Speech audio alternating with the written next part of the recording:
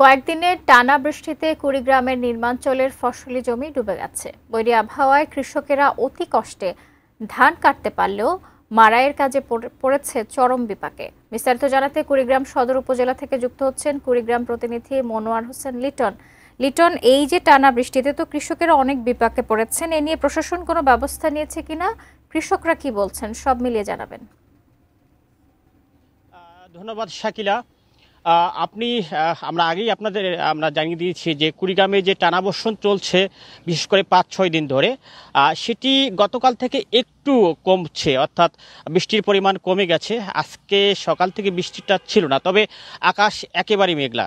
আবহাওয়া অধিদপ্তর বলছে যে এই টানা বর্ষণটা আজ এবং কাল অর্থাৎ ২৪ ঘন্টা একটু কম থাকলেও আগামীতে আবার এই পরিস্থিতি অবনতি হবে। সেক্ষেত্রে সবচেয়ে বিপাকে পড়েছে বোরো ধান যারা কৃষক আছে তারা, কেননা এই বোরো ধান তারা যেসব নিম্ন অঞ্চলে বোরো ধান ছিল সেসব তারা কেটে নিয়ে এসে কিছু কিছু আসতেছে, তবে এসব ধান তারা কাটাই মাড়াই একেবারে বিপাকে। রোদ একেবারেই নেই, একটু রোদের ঝলকানি থাকলেও পরবর্তীতে কিছুক্ষণ পর আবার মেঘ আসতেছে, বৃষ্টি হচ্ছে, বিধায় এসব ধান দ্বারা কাটাই মারাই করতে পারছে না। অনেক কৃষকের ধান বাড়িতে পড়ে।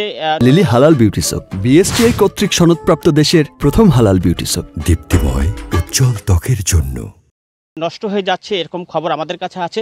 আর সেই সঙ্গে গোখাদ্যের এবার বড় একটা সংকট তৈরি হতে পারে, কেননা যেসব খড় আছে তারা একেবারে শুকাতে পারছে না, পচে যাচ্ছে, নষ্ট হয়ে যাচ্ছে।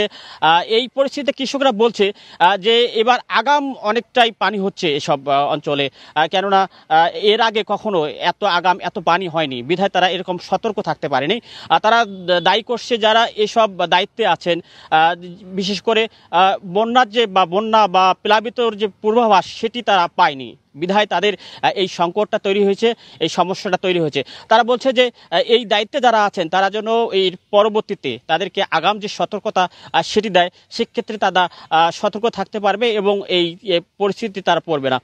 সব মিলিয়ে বলা চলে কুড়িগ্রামের এই যে টানাবৃষ্টির ফলে নিম্নাঞ্চলগুলো প্লাবিত হচ্ছে এবং নিম্নাঞ্চল প্লাবিত হওয়ার কারণে এই ফসলি জমি যেগুলো আছে সেগুলো প্রায় অনেকগুলো নষ্ট হয়ে যাচ্ছে। বিশেষ করে আমরা বাদামের খবর পেয়েছি, ৭৫ হেক্টর বাদাম ইতিমধ্যে নষ্ট হয়ে গেছে, এরকম খবর আমাদের কাছে আছে।